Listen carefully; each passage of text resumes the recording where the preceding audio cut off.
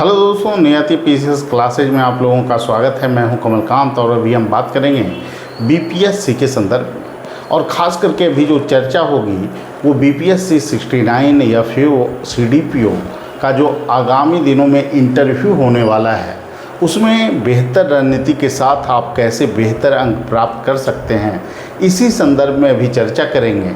क्योंकि मुख्य परीक्षा का परिणाम जारी हो चुका है और आपकी जो अगली दहलीज है वो है इंटरव्यू।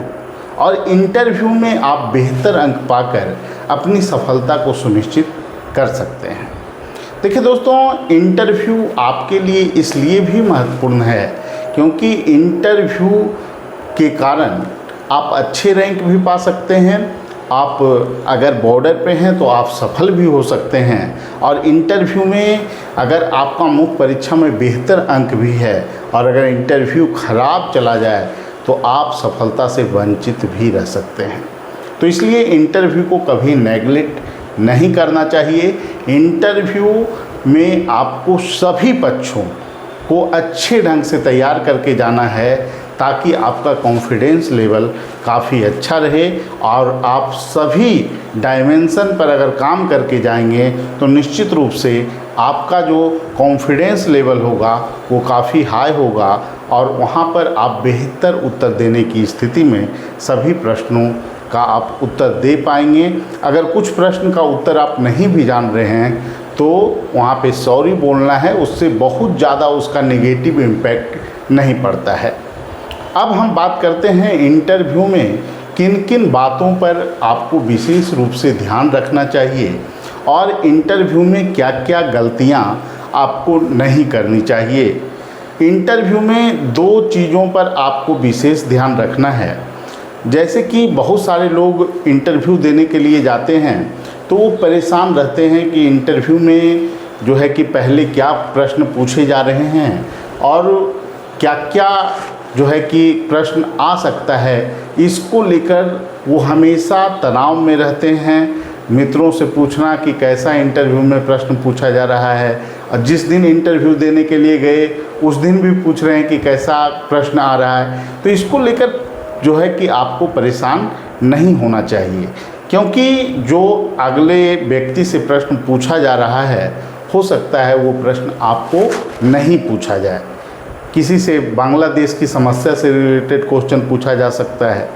अभी बांग्लादेश के साथ भारत का जो संबंध है इससे जोड़कर भी प्रश्न पूछा जा सकता है, क्योंकि शेख हसीना जो है कि भारत के शरण में आई और उसके बाद नई सरकार का जो गठन बांग्लादेश में हुआ है उसमें भारत और बांग्लादेश का संबंध पर क्या प्रभाव पड़ सकता है, इससे रिलेटेड भी आपको प्रश्न पूछा जा सकता है। किसी से इजराइल फिलिस्तीन विवाद से जोड़कर प्रश्न पूछा जा सकता है, उसमें हमास की क्या भूमिका रही, हमास को आप कैसे संगठन के रूप में देखते हैं, ऐसे भी प्रश्न पूछे जा सकते हैं।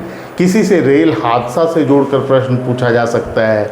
किसी से बिहार में जो पुल गिरने की जो घटना की जो बारंबारता है इससे जोड़कर प्रश्न पूछा जा सकता है। क्या आपको लगता है कि बिहार में जो पुल का निर्माण किया जाता है उसमें करप्शन काफ़ी अधिक है, इसके कारण पुल गिर रहा है। तो ऐसे बहुत सारे प्रश्न हैं जो अलग अलग लोगों से अलग अलग ढंग से पूछे जा सकते हैं। तो इसको लेकर आपको परेशान नहीं होना चाहिए कि कौन कौन से प्रश्न पहले वाले लोग जो इंटरव्यू दे रहे हैं उनसे पूछा जा रहा है।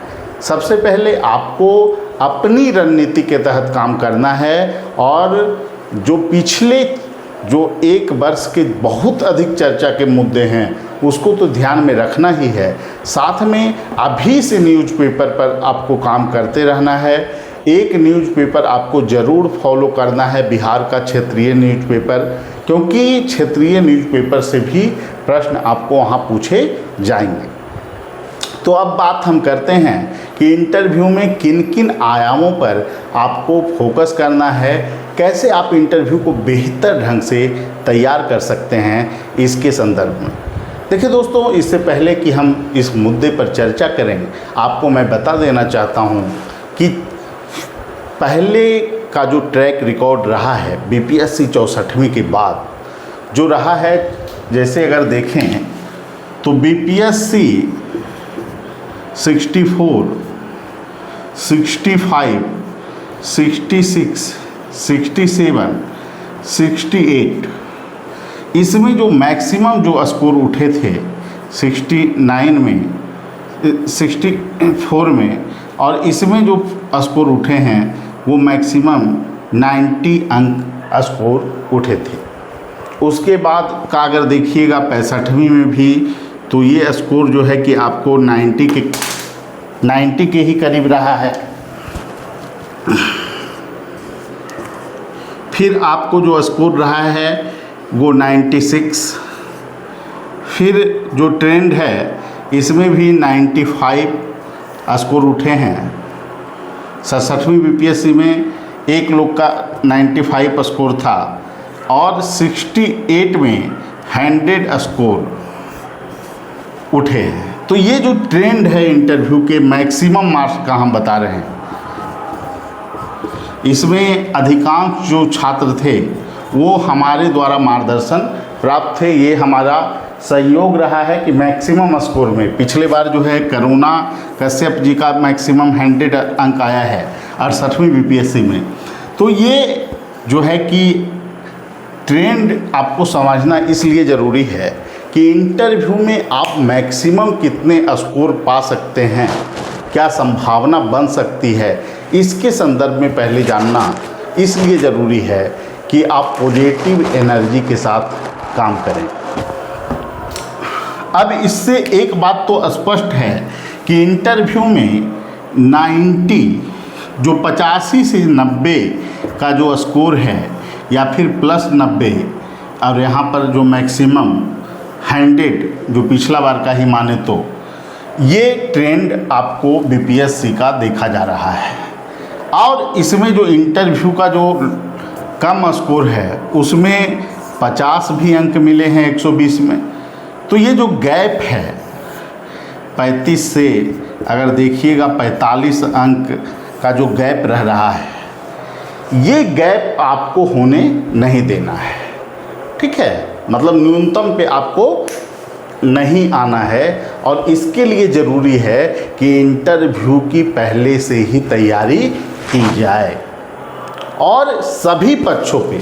ये नहीं कि पहले मैं इंटरव्यू दिया हूँ, मेरा बेहतर गया है इसलिए काम नहीं करना है, क्योंकि इंटरव्यू जो है 10 से 15 मिनट का खेल है और 15 मिनट में आप कितने सहजता से उत्तर दे रहे हैं, कैसे प्रशासनिक मुद्दों पे उत्तर दे रहे हैं, कैसे परिस्थितिजन्य मुद्दों पे उत्तर दे रहे हैं, कैसे आप जो है कि पद से जुड़े हुए मुद्दे पर प्रश्न का उत्तर दे रहे हैं, सब्जेक्ट में आपकी कितनी पकड़ है, इसके साथ साथ आपकी भाषा शैली, अभिव्यक्ति का जो तरीका है वो किस ढंग का है, ये सारा कुछ डिपेंड करता है आपका स्कोर क्या मिलेगा। इसके लिए इन सारे तत्व जिम्मेदार हैं।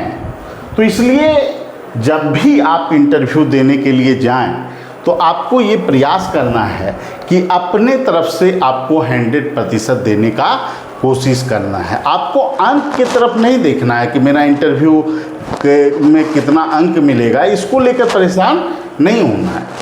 आप अपना बेहतर प्रदर्शन करें, आप में जो क्षमता है उसका बेहतर उपयोग आप कीजिए और स्कोर क्या मिलेगा इससे आप तनाव मुक्त रहें।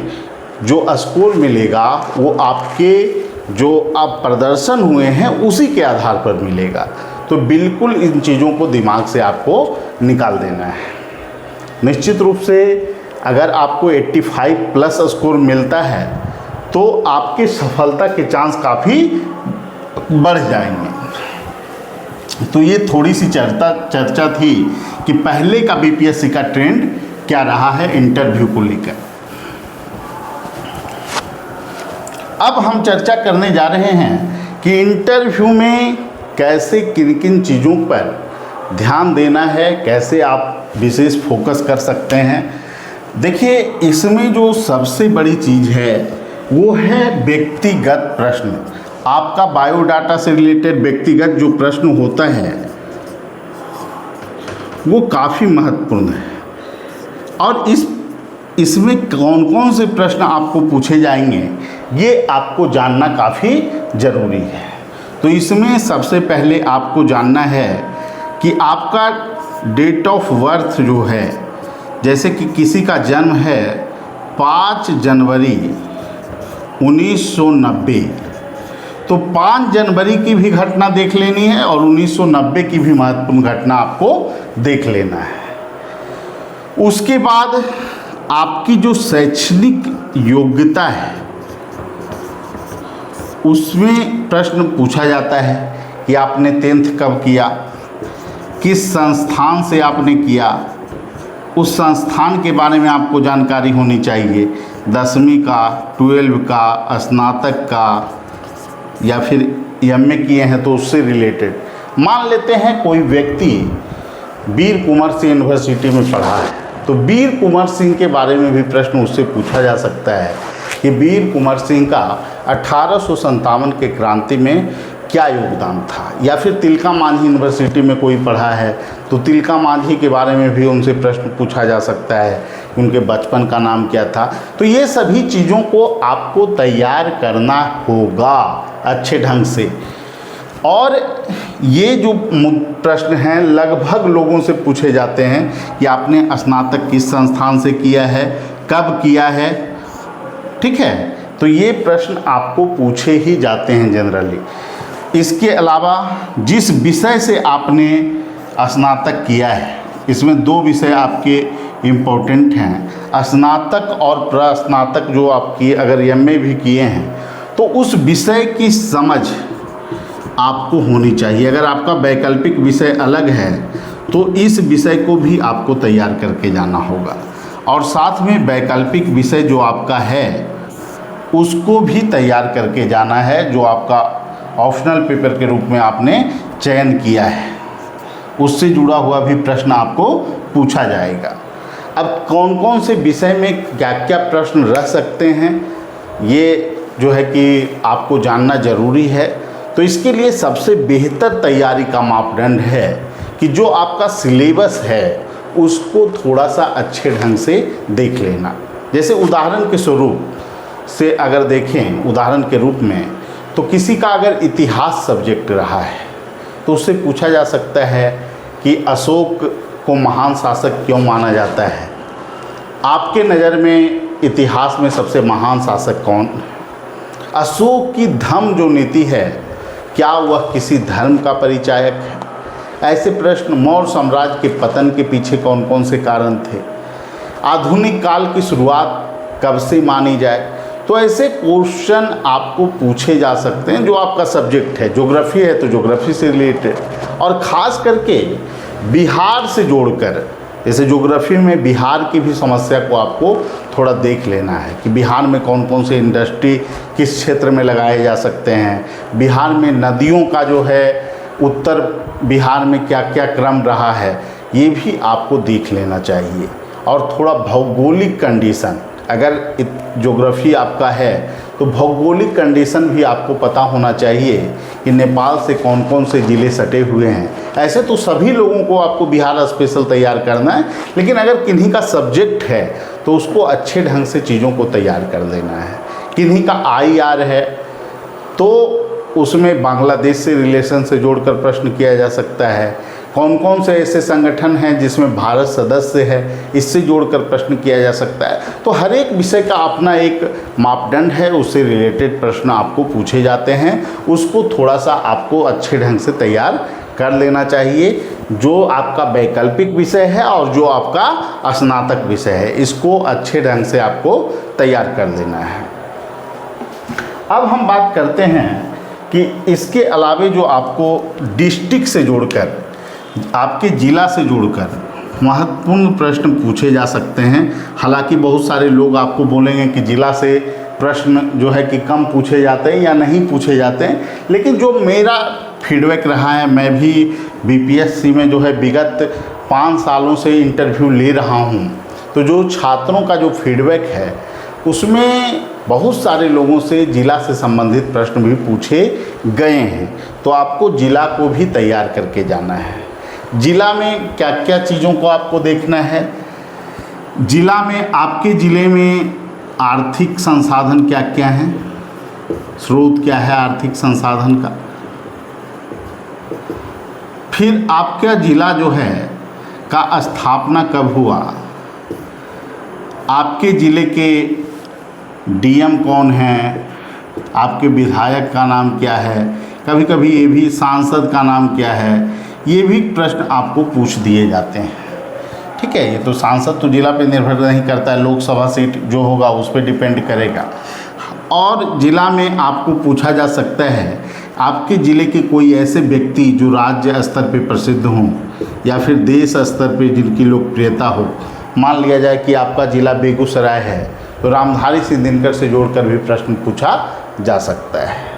तो इसको भी आपको देख लेना है कि आपके ज़िले के कोई महान विभूति तो नहीं है जो राष्ट्रीय लेवल पे या राज्य लेवल पे प्रसिद्ध रहे हैं। ठीक है, आपके ज़िले का कोई एक ऐसा व्यंजन जो कि काफ़ी प्रसिद्ध हो या फिर जिसको जीआई टैग मिला हो, तो वो भी प्रश्न आपके लिए काफ़ी महत्वपूर्ण हो जाता है। जैसे किन्हीं का ज़िला अगर भागलपुर है तो वहाँ से आपको जर्दालू आम से प्रश्न पूछा जा सकता है। जीआई टैग कौन कौन सा भागलपुर का जो है फसल है जिसको जीआई टैग दिया गया है।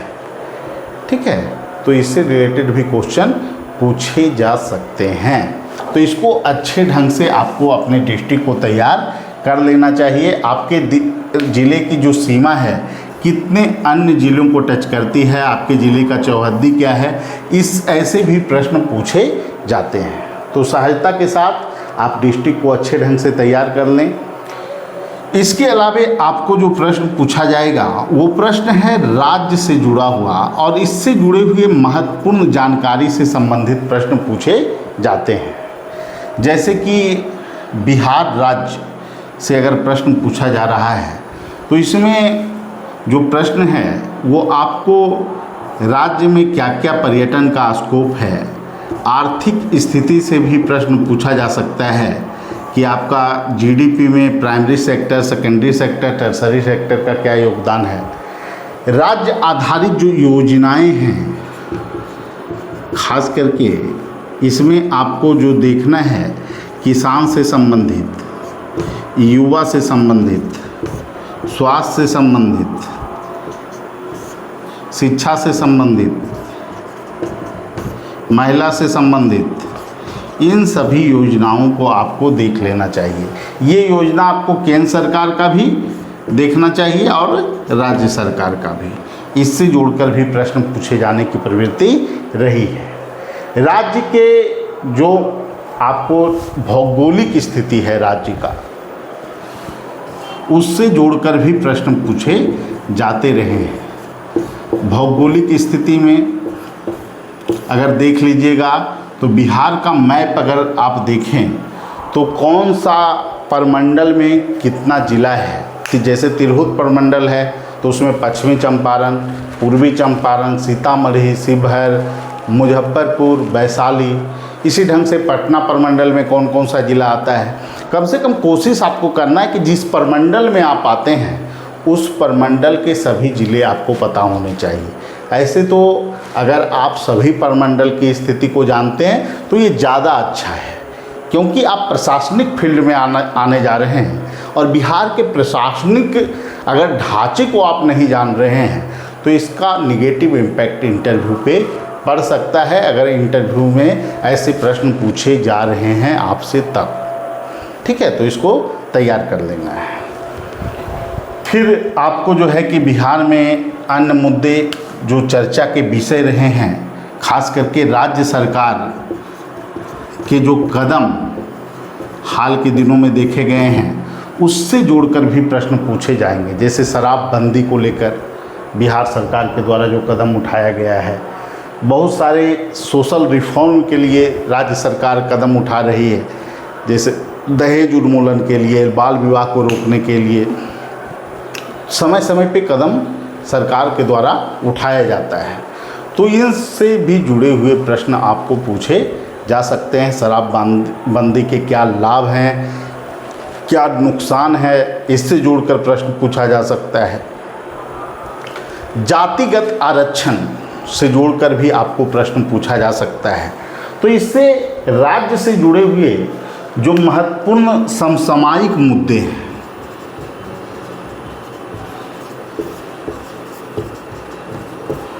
उससे जोड़कर भी प्रश्न आपको पूछे जा सकते हैं। और इन प्रश्नों को आपको अच्छे ढंग से उत्तर देना चाहिए, क्योंकि राज्य में ही आप सेवा देने जा रहे हैं। तो इसमें आपको अच्छे ढंग से सभी मुद्दे पर क्लास भी लिया जाएगा, इन सभी मुद्दों पर कि कैसे विभिन्न चीज़ों पर आपको कैसे उत्तर देना चाहिए। इसके अलावा जो इंटरव्यू में आपको चीज़ों को तैयार करना है,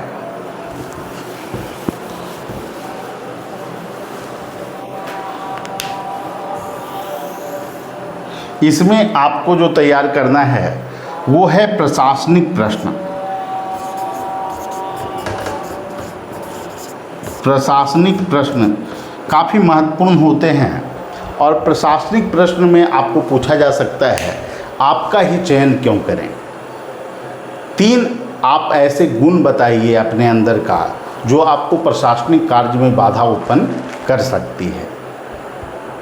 प्रशासक में कौन कौन से गुण होने चाहिए एक अच्छे प्रशासक में, एक अच्छा प्रशासन किसे आप मानते हैं, तो ये सभी प्रश्न आपको पूछे जा सकते हैं।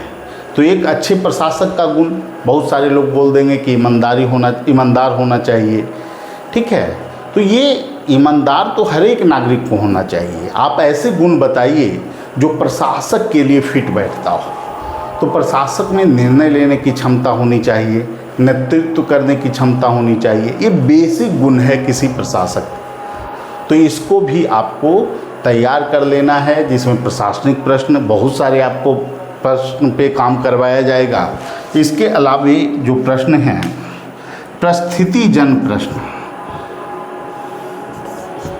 सिचुएशन बेस्ड क्वेश्चन, जैसे कि इसमें आपको पद से जुड़े हुए महत्वपूर्ण प्रश्न आपको पूछे जाते हैं।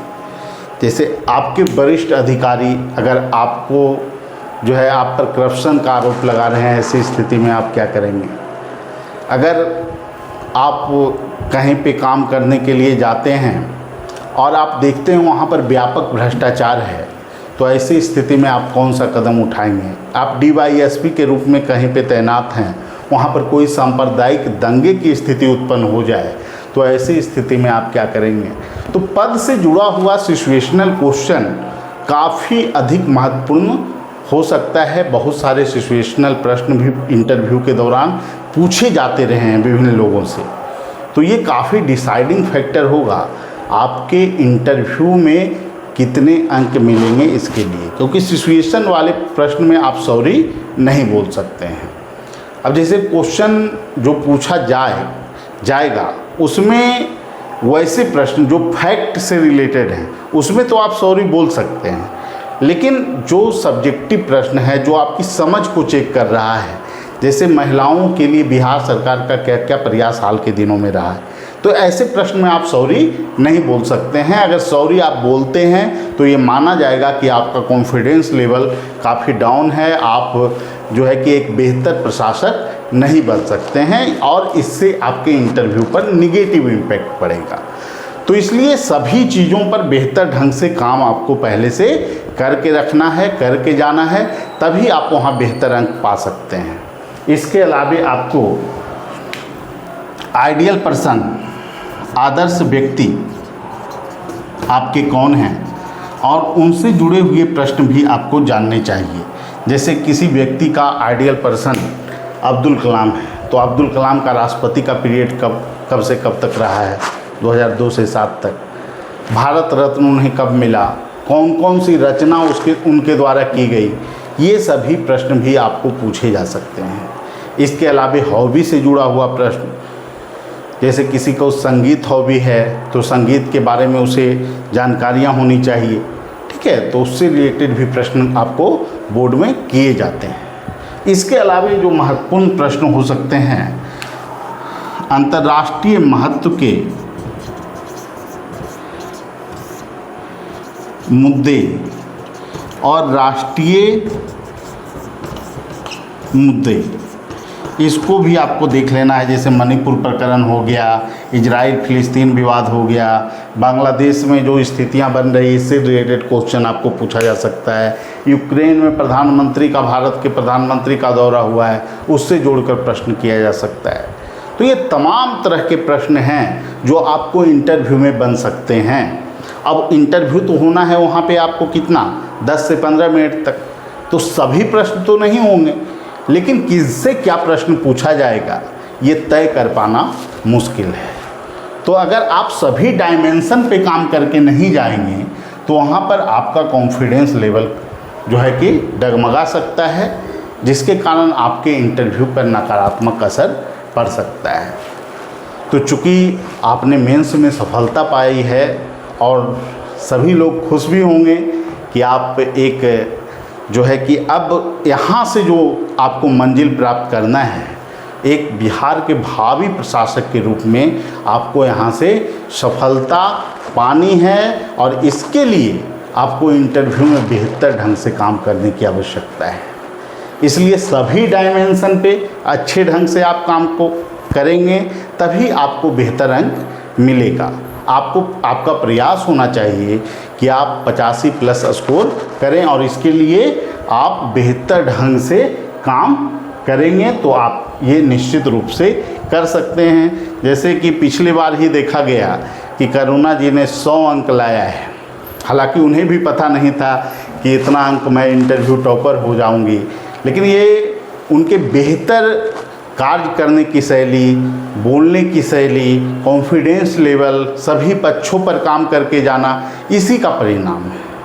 किसी को पता नहीं होता है कि मैं टॉपर हो जाऊंगा, ठीक है, लेकिन आप काम अगर अच्छे से करके जाएंगे, कॉन्फिडेंस लेवल आपका बेहतर रहेगा, सभी पक्ष की आप जानकारी अर्जित करके जाएंगे, तो निश्चित रूप से आपका जो बॉडी लैंग्वेज होगा वो दिखा देगा कि आप एक प्रशासक बनने जा रहे हैं। आगामी प्रशासक के गुण आप में दिखाई देंगे और इसके आधार पर आपको इंटरव्यू में बेहतर अंक मिलेगा।